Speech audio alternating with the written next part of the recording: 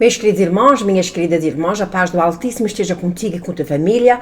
Esta é a segunda parte de Seja Feita a Vossa Vontade, ou seja feita a minha vontade, a nossa vontade. Eu espero que você tenha visto o primeiro vídeo. Eu tenho aqui muito material ainda para vos trazer acerca disso. Isto, na realidade, é uma coisa que está acontecendo nos dias de hoje, é que nós reconhecemos, nós aceitamos, nós confessamos que somos cristãos. No entanto, muitos de nós, incluindo eu às vezes, nós temos a tendência para fazer mais a nossa vontade do que a vontade de Deus, e há muitas coisas na vontade de Deus que realmente é um pouco às vezes difícil para nós. Por exemplo, conviver e amar os nossos inimigos, conviver com os nossos inimigos, amar os nossos inimigos. Claro que isto é uma coisa difícil, mas isto é parte da vontade de Deus.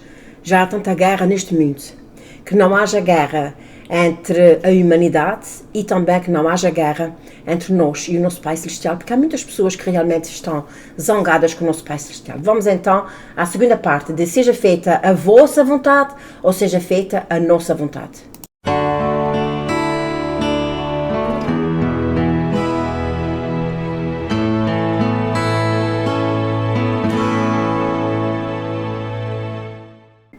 Vamos então à segunda parte, e como eu tinha dito no primeiro vídeo, que ia começar agora era com a parte da santificação. Santificação. O que é a santificação? A santificação é um elemento essencial na nossa relação com Deus. Deus quer um povo santificado, para que Ele possa ter uma relação conosco, para que Ele possa falar, andar, viver numa união especial e santa conosco. Mas para isso, aí é que está a pior parte. Há um preço a pagar. Não pode haver uma união de Deus com uma pessoa corrupta, porque Jesus Cristo é o nosso elo entre Deus e o homem. E nós temos que olhar para Ele, porque Jesus Cristo diz que nunca se encontrou uma palavra torpe na boca do nosso Salvador. Esse é um dos problemas maiores que as pessoas têm quando recebem Cristo, quando tem aquele encontro com o nosso Pai Celestial e com o seu Filho amado. A boca, muitas vezes, e eu lembro também que eu, antes de aceitar Cristo, eu tinha uma boca assim um bocadinho suja, de vez em quando dizia um palavrão, que já era, portanto, naquele ambiente em que eu estava, era uma coisa tão natural. Mas depois, com o passar do tempo, e já me incomodava eu própria quando dizia, às vezes eu punha na boca e depois eu até às vezes pedia desculpa, e as pessoas diziam, desculpa, como é que ela, tu sempre foste acostumada a dizer isso. Elas até ficaram assim, ficavam meias constrangidas, elas é que ficavam constrangidas.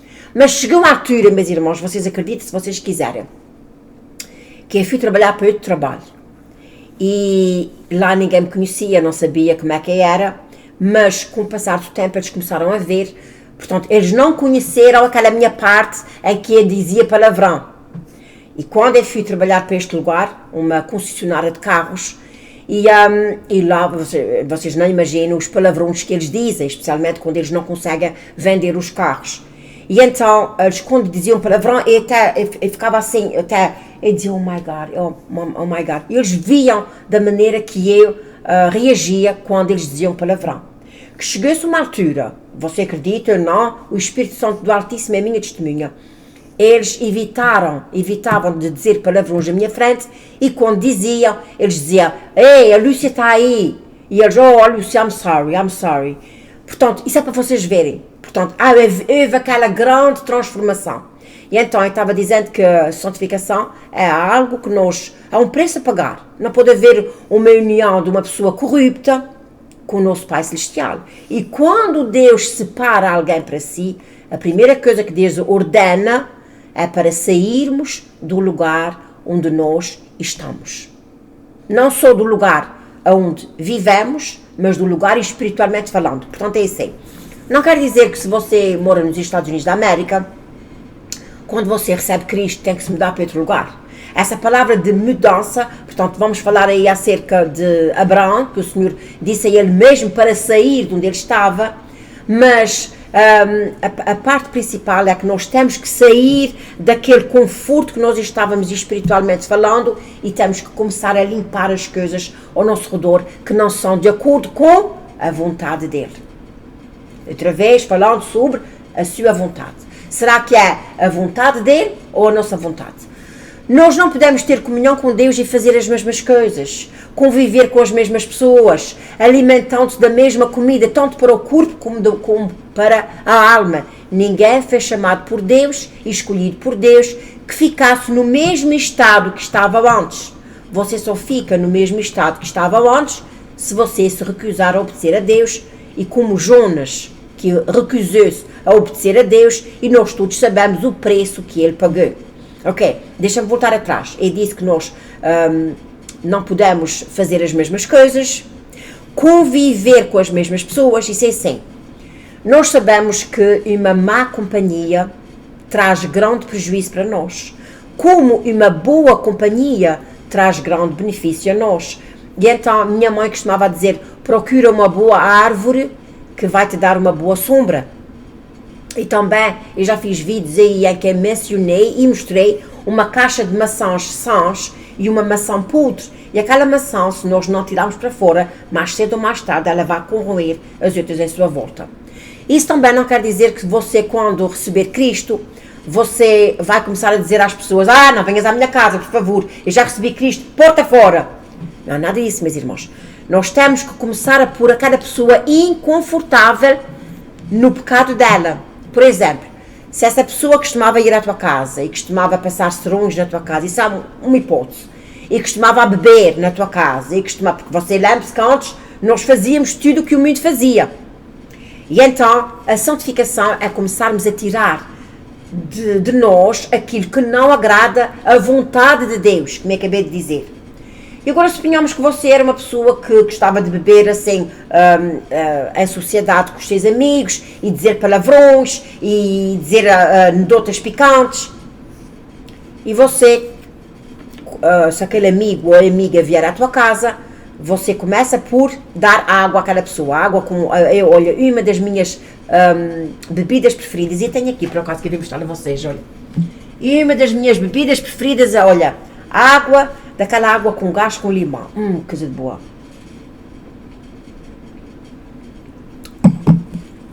A minha bebida preferida é esta. Não quer dizer que eu não beba bebida alcoólica, não quer dizer que eu não beba um copo de vinho na hora da refeição, não quer dizer nada disso.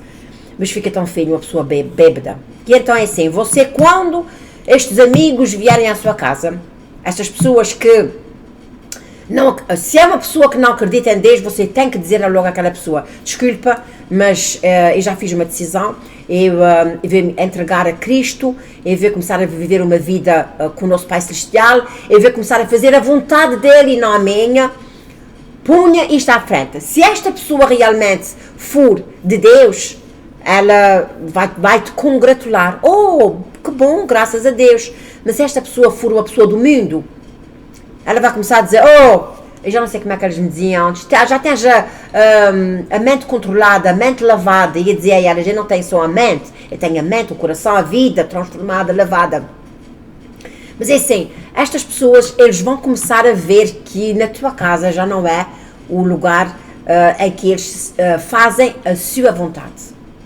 Porque eles estavam acostumados a fazer a sua vontade. Agora eles vão ver que a tua vontade já não bate certo com a vontade dessa pessoa e eles escapulim, saem para fora da sua casa, da tua casa.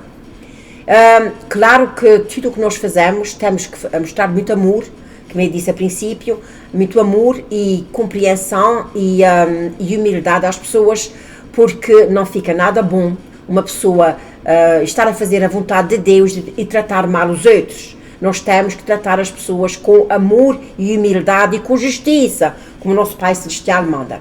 Portanto, eu estava dizendo que nós quando começamos a ter comunhão com Deus, nós não podemos fazer as mesmas coisas, conviver com as mesmas pessoas, alimentar-se da mesma comida. O que é que isso quer dizer? Não quer dizer que você diz, agora eu não vou comer isso, não vou comer aquilo, não vou comer aquilo outro. A comida, eu estou falando comida espiritual. Porque a palavra do Senhor diz, nem só do pão vive o homem, mas de toda a palavra que sai da boca de Deus. Portanto, A palavra de Deus é alimento. E nós antes alimentávamos com anedotas picantes, alimentávamos com, palavrões, etc. Porque se a palavra do Senhor está dizendo que a palavra de Deus é alimento para o nosso corpo, aquilo que a gente diz todo o dia também é alimento para o nosso corpo. Só nós devemos de tirar essas coisas fora da nossa vida e começarmos a viver uma vida segundo as Sagradas Escrituras. Alimentando-se tanto o corpo como a alma, e é claro que nós também temos que fazer uma escolha. O corpo, nós não podemos alimentar da mesma maneira tanto o corpo como a alma. Ok. Muitas pessoas, antes de receberem Cristo, estavam acostumadas a fumar droga, a beberem em excesso, etc. E isso tem que ser verificado. Mais uma vez, as Sagradas Escrituras não condenam beber um copo de vinho na hora da refeição. Até que Paulo diz a Timóteo para ele beber um copo de vinho com água, que é bom para o estômago. Portanto, eu sei que há igrejas que dizem que as pessoas não podem beber nada. Isto não é bíblico, porque até o nosso Salvador bebia o vinho na hora da refeição, portanto, o pão e o vinho. Mas não embebedar, porque quase sempre, as pessoas quando estão bêbadas dão mau testemunho, e além disso isto faz muito mal à nossa saúde. E quando eu disse alimentar bem o corpo como a alma nós temos que alimentar com oração, jejum, com a palavra de Deus, etc. O corpo, nós temos que tomar muito bem conta do nosso corpo, porque o nosso corpo é o templo do Espírito Santo. E a palavra do Senhor diz, ai daquele que destruir o templo do Espírito Santo, porque nós somos o templo do Espírito Santo. Portanto, como eu já disse, e temos, você só fica, portanto, diz assim que nós não podemos estar no mesmo estado que nós estávamos antes. Você só fica no mesmo estado, no mesmo lugar que você estava antes, se você se recusar a obedecer a Deus. E já disse que Jonas pagou um grande preço. Quando Deus chamou Abraão, Deus pediu-lhe duas coisas. Em Gênesis 17:1, diz assim, eu sou o teu Deus, Todo-Poderoso. Anda a minha presença e ser perfeito. Aí, meus irmãos, outra coisa grande, difícil de fazer. Ser perfeito, andar a minha presença, quando nós somos chamados à presença de alguém, nós estamos face a face com aquela pessoa. Face a face com aquela pessoa. Isto quer dizer que Deus quer que a gente esteja face a face com Ele. A gente não pode vê-lo, mas a gente pode sentir. Quando a gente estamos orando, quando as lágrimas começam a correr, eu já sentia, mais do que uma vez, uma mão quente na minha testa. Quando eu estava orando ao Senhor e chorando, eu senti uma mão quente na minha testa. E também, eu já compartilhei convosco que eu estava afastada dos caminhos do Senhor. E uma noite o Senhor, eu estava entreacordada e eu senti uma mão agarrar assim no meu estômago e disse, eu te escolhi, tu és minha. Irmãos, eu entrei num choro, porque aquilo foi muito real, foi tão real que eu levantei a camisa de dormir para ver se eu tinha os dedos assim agarrados no meu estômago. E depois, mais tarde, lendo as Sagradas Escrituras, nós podemos ver que isto são palavras do nosso Pai Celestial. O nosso Pai Celestial escolheu Jeremias. Eu te escolhi, tu és meu. E então nós precisamos, sim, estar seguindo as Sagradas Escrituras. Como eu estava dizendo, Deus, quando chamou Abraão, Deus pediu duas coisas. Como eu já disse, anda na minha presença e ser perfeito. Andar na presença, como já disse, é estarmos face a face com Ele. E nós precisamos de estar face a face com Ele quando nós estamos orando, quando nós estamos vivendo a nossa vida. Porque, irmãos, eu já disse isso e estou-me a dizer, isso é uma coisa muito séria, que eu vou dizer agora. Um dia, o nosso Pai Celestial me mostrou que tudo o que nós fazemos segundo a vontade dEle, segundo a sua vontade, o nosso Pai Celestial está nos vendo e está dando um sorriso. Mas tudo o que nós fazemos que é contra a vontade do nosso Pai e que é segundo a nossa vontade, o diabo está se rindo e está dizendo, ela está quase aqui, E a partir daí eu tive uma convicção tão grande de que nós nunca estamos sozinhos, nós nunca fazemos nada sem sermos supervisionados. Assim como os grandes deste mundo estão nos supervisionando, mesmo através dos computadores, dos telefones, destes radares, etc. O nosso Pai Celestial também está nos supervisionando, só que o nosso Pai Celestial é muito mais sofisticado, porque Ele sempre nos supervisionou desde o princípio do mundo, sem precisar de tecnologia. Mas os homens precisam de tecnologia. Portanto, devemos de estar face a face com o nosso Pai Celestial, devemos ser perfeitos, que aí é muito mais difícil, porque perfeição já diz tudo, meus irmãos. Perfeição é uma coisa que não se ganha de um dia para o outro. Leva quase sempre uma vida inteira.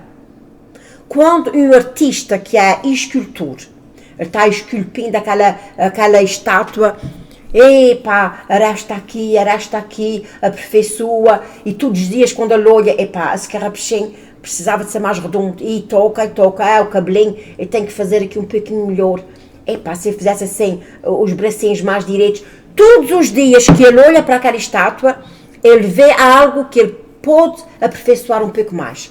Assim é o nosso Pai Celestial. E nós não, nós não gostamos de ser opressionados. Há coisas que Deus pede da nossa vida que às vezes a gente não quer dar. Não quer dar. E então, um escultor, ele está aperfeiçoando aquela estátua toda, até chegar o dia da exposição. Conosco é a mesma coisa. Deus vai nos aperfeiçoando de glória em glória. E quando estamos quase perfeitos, porque eu sempre digo isso, meus irmãos, e quero que vocês ouçam o que eu vou dizer. Nós, neste mundo, nunca podemos ser perfeitos. Porque se nós fôssemos perfeitos, nós éramos iguais a Deus, porque Deus é perfeito. E então, quando nós estamos quase perfeitos, de certo que nós já temos as nossas malas espirituais prontas para partirmos para a vida eterna. E nós nunca devemos de duvidar se conseguirmos ser perfeitos. Porque tudo o que a Bíblia diz, eu acredito que seja possível. E se Deus disse, Deus não ia pedir a nós uma coisa que nós não conseguíssemos. Se nós olharmos para a vida de Abraão, nós vemos que ele não tinha perfeição. Porque ele mentiu quando ele disse que Sara era a sua irmã. Ele duvidou de Deus quando Deus lhe anunciou que ele ia ter um filho já numa idade avançada. Mas com tudo isso, ele foi nomeado como o nosso Pai na fé. Deus via no coração dele perfeição e eu espero que Deus também veja a perfeição no teu e no meu coração. Depois o Senhor fez um concerto com ele. Ele diz assim: porei o meu concerto entre mim e ti e te multiplicarei grandissimamente. A seguir, o que é que o nosso Pai Celestial fez? Não sei se você se lembra, mas ele mudou o nome dele. O nome dele. Mudou de Abrão para Abraão. Uma simples letra nas mãos do nosso Pai Celestial faz uma grande diferença. Porque o nosso nome tem um grande significado. Tudo o nosso nome tem um significado. Abrão queria dizer pai elevado. Abraão quer dizer pai de multidões. Desde quando muda uma coisa na nossa vida, meus queridos irmãos, é sempre para melhor. Infelizmente, só com Adão e Eva que a situação se inverteu.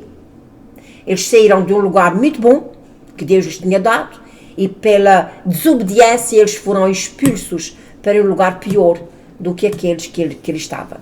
De certo que esta não era a vontade de Deus para com eles, mas pela sua desobediência, aqueles foram expulsos do jardim do Éden. Eu vou terminar por aqui e quero agradecer a todas as pessoas que estão se inscrevendo nos meus canais, mais uma vez, que o Altíssimo vos abençoe e fiquem na paz do Criador dos céus e da terra.